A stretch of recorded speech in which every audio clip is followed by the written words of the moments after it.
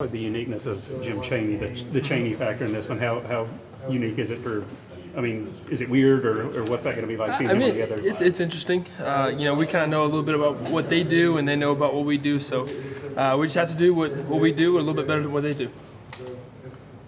What did you focus on last week off, getting ready for this one?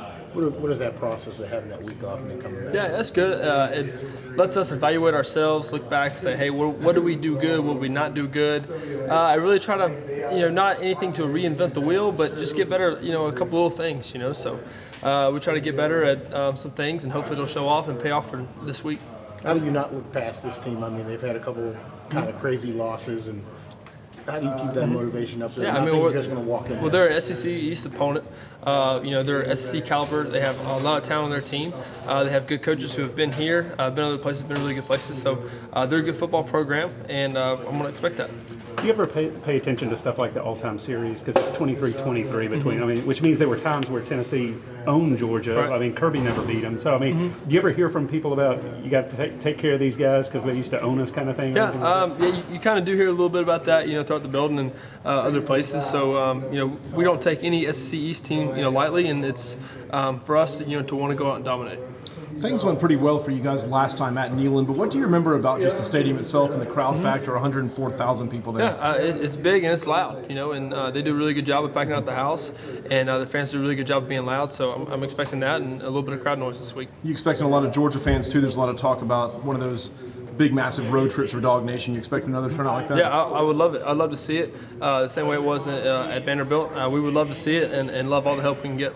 Last week, the coach spoke about the offense and needing to mix it up maybe a little bit more. You're the quarterback. When the coach says mix it up, what comes to your mind there?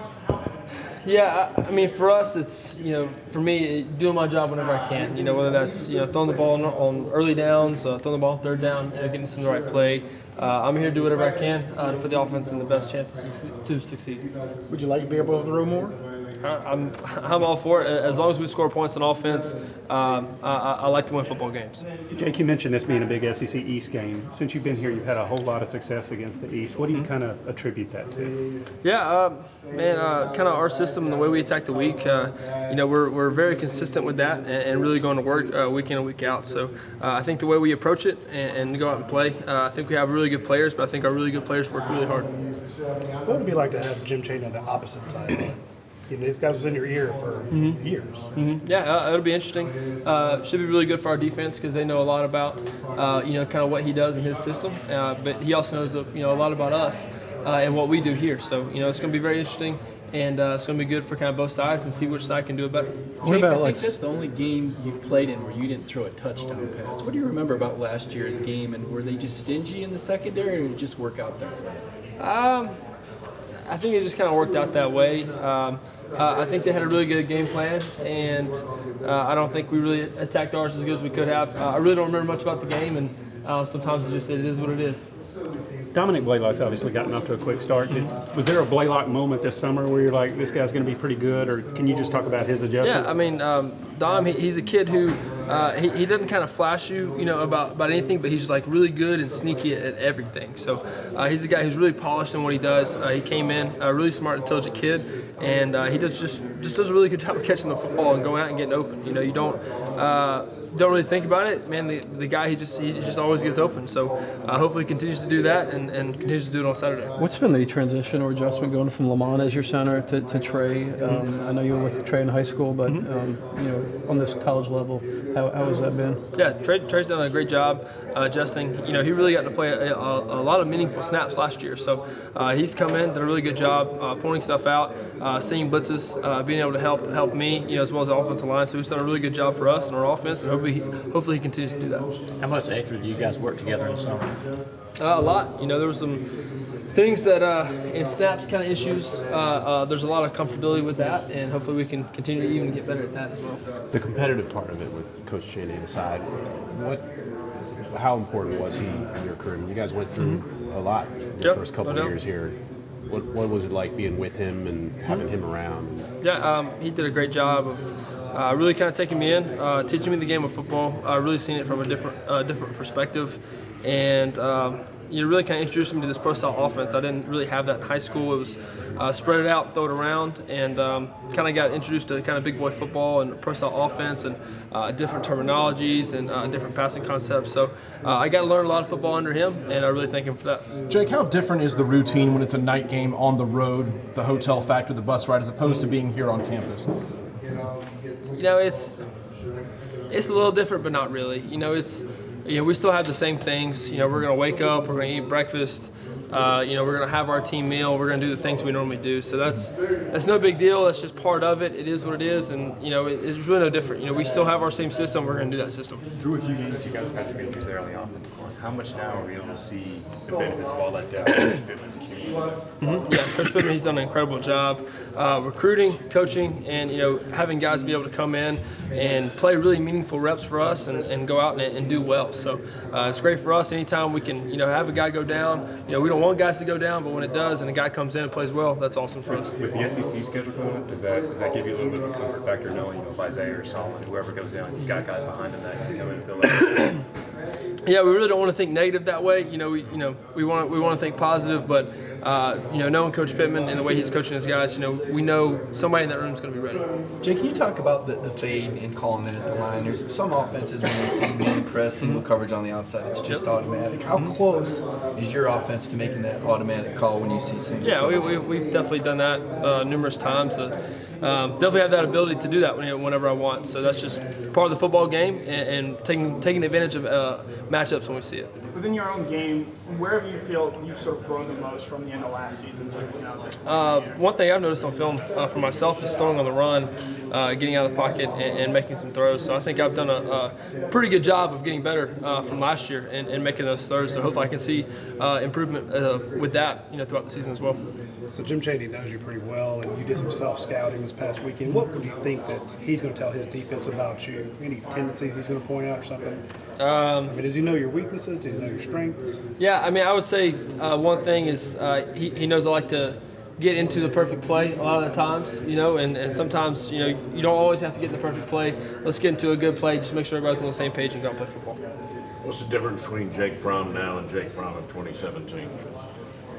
The guy, he's throwing better balls, he's more knowledgeable, and the guy who's throwing better on the run right now. So he's done a great job of leading, and hopefully continues to do that. Can you talk about life in the SEC right now? I think half the top 10 is SEC, so that means a lot of tough games ahead on the schedule. What's that like for you guys as you go through this you're starting a long run right now of conference games? Yeah, it's a testament to SEC football. As far as the schedule goes, I'm worried about Tennessee right now and how we can beat Tennessee.